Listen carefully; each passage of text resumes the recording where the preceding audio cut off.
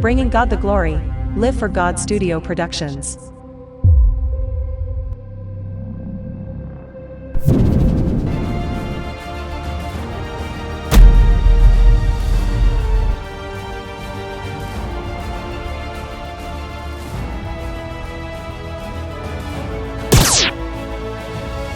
This is Living Power Revised.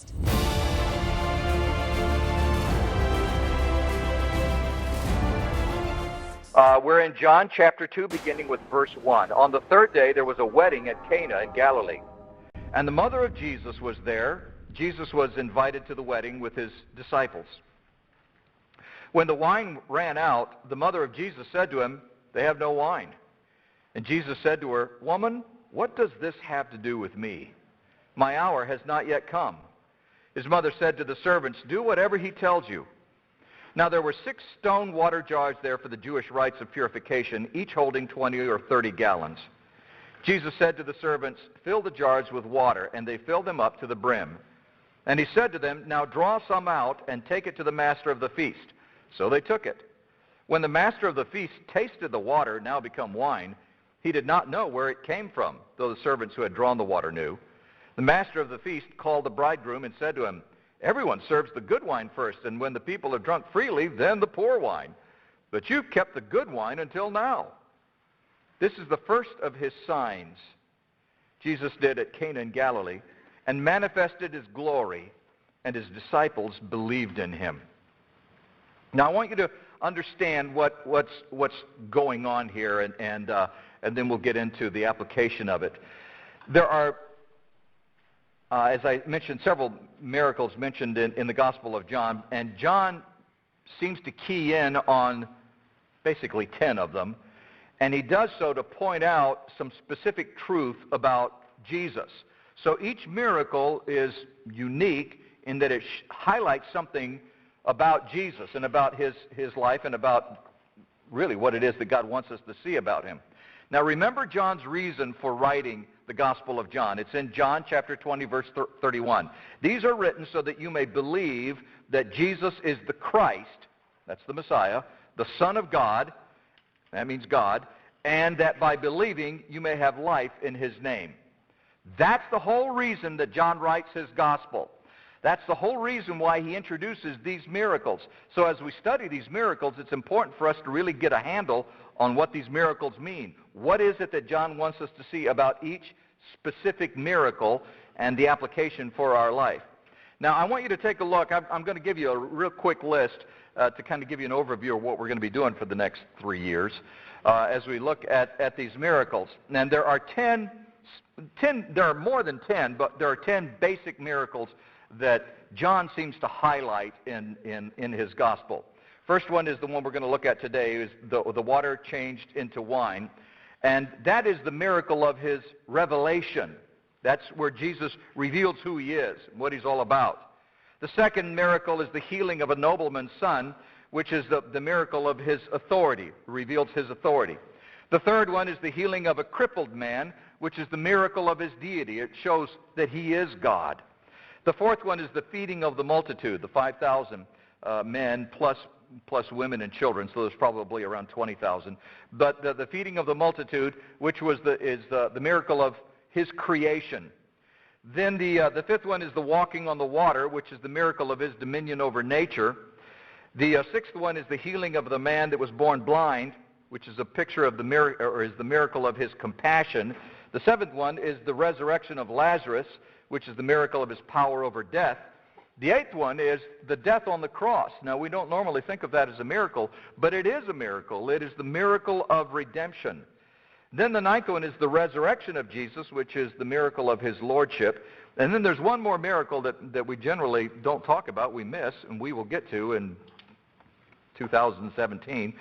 And that is the miraculous catch of fish, which happened after the resurrection. And that is the miracle of his provision. Very important miracle, by the way, when we finally get to it. It's an important miracle because it talks about and it reveals what God is doing after his ministry on earth. That he's providing, he's meeting needs. That's what he does. So it'll be an interesting miracle to study. Now, let's take a look at this first miracle. We have no idea who the bride and groom are in this wedding celebration, but considering that Mary seemed to have some say in how things were run, and the fact that Jesus and his disciples were invited, it indicates the probability that it was either a relative or a very, very close friend. Mary would not have had the right to go in and tell the servants to do what Jesus tells them to do, and to kind of take charge there, unless it was a relative or a very close family friend of some sort. So apparently it was somebody that they knew very, very well, and that's why they were there. It would have been a horrible, horrible social blunder in that culture to run out of wine. It would have been a terrible embarrassment, and even in some circumstances there would have been legal action for a failure to provide the appropriate care for the guest. Now we look at that and we go, what? Why would they do that? But in that culture, they could have taken legal action. And part of it stems from the fact that they would give sometimes very elaborate wedding gifts. And if you went to a wedding and you gave an elaborate wedding gift, and then there wasn't anything there for you to enjoy and celebrate and everything, they'd sue you. I mean, that's just kind of the way it was, and that was kind of that culture mentality. Now, given the surrounding experiences of the previous week in Jesus' life, now remember, we've studied over the past few weeks what was going on in that 1 week leading up to this day.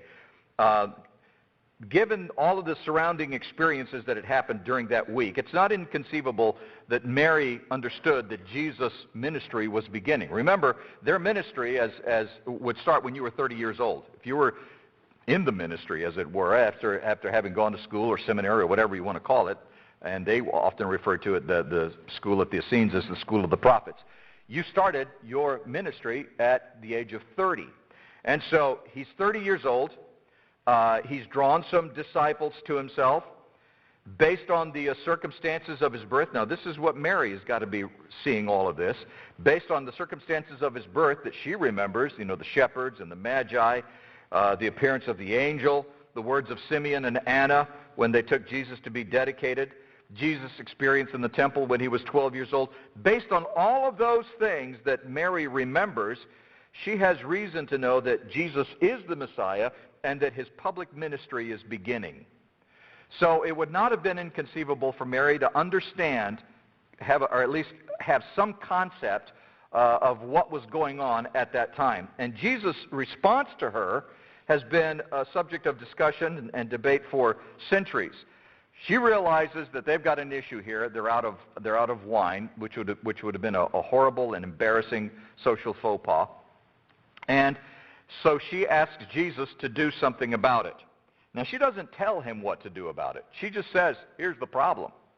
I don't know if she was saying do a miracle or if she was saying run down to the store and get some. But she was saying, we got a problem. You need to do something about it. And Jesus' response, when you look at his response, when you just read it, it just sounds so harsh. Jesus says, woman, what does this have to do with me? My hour has not yet come. And it's like, was he rebuking her, or was he just being mean? What was that all about? Actually, what Jesus said to her was, and this is the literal translation. This is the actual wording of what Jesus said. When you look in the Greek, what he says is, "What to me and to you." That's the actual wording. What to me and to you. What to me and to you was an actual saying of that time. We would look at it and today, and it would be something similar to like, what's it to me? That sort of thing. But it actually went beyond that. It was something that they said. It was a phrase, almost a colloquialism of that time. And it would be used to say something like, what have I done to you that you should do this to me? Or sometimes it would be something like, that's your business, how does it involve me? That's how that phrase was used a lot of times. It was this idea of, and they would say that, what to me and to you? That was the literal thing that Jesus says to Mary. However, in this particular case, he adds the word gunai, or guni, depending on how you pronounce it and what side of the road you're from. And that is the word, and it's a generic word for woman. And so he says this, and he doesn't call her mother. He says gunai. He calls her this generic term for woman. Now, why? Some have suggested that it was a rebuke for putting Jesus in that awkward moment, but that's really, really doubtful. Remember, Jesus was the oldest child, and therefore responsible for the welfare of his mother. Probably Joseph was out of the picture at this point. Joseph had probably died. And otherwise, she would have probably said something to Joseph. She was just going to tell Joseph what to do. But he was not there, and Jesus is there, so she tells Jesus, what the situation is, and that would have been the way it was handled in that culture. And he was responsible for the welfare of his mother, and as such, they were probably very, very close. But things were about to change. Jesus knew that, and Mary apparently had some sense of that also. So this phrase, "what to me and to you," was most likely a statement that meant, this is going to affect you and me. What to me and to you is a phrase that he used to say, do you know what this is going to do? This is going to change things. This is going to affect you and me. In other words, it was a personal declaration to Mary that this would signal the beginning of his ministry and that things would never be the same again for them. Now, if that's what it meant, and I think that's what it means, then Mary's response is very telling. Because Mary's response is, do whatever he tells you. If Jesus was saying to Mary, and I think he was, do you understand that this means things are going to be different? What to me and to you means things are going to be very, very different from now on. And do you understand that? My hour isn't yet come. What he was saying is it's almost here. My hour is not quite here. It's almost here. My time is almost here. Do you understand that this changes things? And Mary's response is, do whatever he tells you. And in essence, what she was saying was she was making that commitment on her part that whatever God's will was, she was on board. So that wasn't so much a declaration to tell the servants, you guys go do whatever he tells you to do because he's Jesus. It wasn't that at all.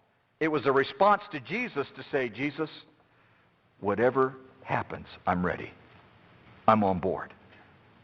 Do whatever he tells you to do to the servants, because she knew that that meant things were about to change, and she was on board with it. It's a priceless, priceless little interchange between Mary and Jesus. This recognition that now things are about to change forever. Now, who was the recipient of this miracle? Well, of course, the wedding guests were the beneficiaries of the miracle, but they didn't know a miracle had happened. When you read the story, you realize the people who got the wine had no idea where it came from. They didn't know what was going on. And in fact, as far as we can tell, the only ones who knew what had happened were Mary, the disciples, because obviously they wrote about it, and the servants. I love the fact that Jesus' first miracle was a quiet miracle. It fascinates me. In other words, it wasn't this grandiose public spectacle. Jesus didn't walk out in front of all of the wedding guests and just, wave his hands over the pots of water and they turned into wine. It wasn't that sort of thing at all. It was very quietly done. And in fact, only a handful of people knew what had happened. I think it's even more impressive that his first miracle was made known not to the religious leaders to announce that he was there and that he was God and he had this authority over nature. It wasn't that. It wasn't in front of the highly educated to convince them, of anything. It was to the servants. It's just how God does things. Don't you realize how, when you look at what Jesus did and the miracles that he did so many times, over and over and over again, it was for the common folk. It was just for you and me. It wasn't to make a grandiose statement about who I am, but rather to meet a need and to do something in somebody's life. And it was those quiet miracles that seemed to be so incredibly powerful. Only a few people knew about this one. And certainly, usually when God does miracles, there are times when just a handful of people know about it. In fact, there are times, I think, when God does miracles that nobody knows about it. Jesus' first miracle was an incredibly powerful statement of who he was, but it was only for a handful of people to understand and to get. One of the cool things about Jesus' first miracles, and this is one of the things that I love. By the way, this is one of the things that really attracted me to Christianity when I began to understand this about Jesus. Jesus' first miracle completely shattered tradition. I love that. And so do you bunch of radicals. Jesus just completely broke with tradition. I mean, he shattered the tradition of the time. You see, these stone jars are very, very important. They were used for these purification rites. And sometimes they were very, the Sadducees, and the Pharisees, they would come and they would take the water before they would eat, and they would have this purification rite ceremony, and they would dip their waters in the hand, they would hold their hands up and the water would run off, and it was very big and grandiose about how clean they were and how pure they were, and there would be prayers and, it was just a purification rite that they would go through, and it was a tradition. And it was just something that was really, really important. And the fact that there were 6 of those stone pots there indicated that the people in the house were very much into that sort of thing. And each jar was a pretty good-sized jar, 20 to 30 gallons. So it meant that there was probably up to 180 gallons worth of pottery there. And they were probably outside the house, more than likely. And the master of the banquet would probably not have known that he was drinking wine from those purification jars, because that would have been such a violation of protocol. I mean, you just don't. That's what? You took those things and you put wine in them? That's so offensive. I love that. I think that's great. We need more of that. We need to break some traditions in the church. By the way, next Sunday's study is called Messing Up the Church. I'm pretty excited about it. So Jesus comes along and he completely, radically breaks tradition, something that would have been so offensive to the Pharisees and Sadducees. They would have just been beside themselves. They would have wet themselves. They were so upset.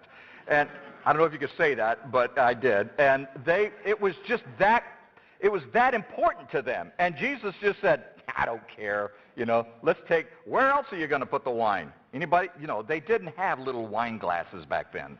They had these stone pots, 100 and up to 180 gallons of wine Jesus made, just like that.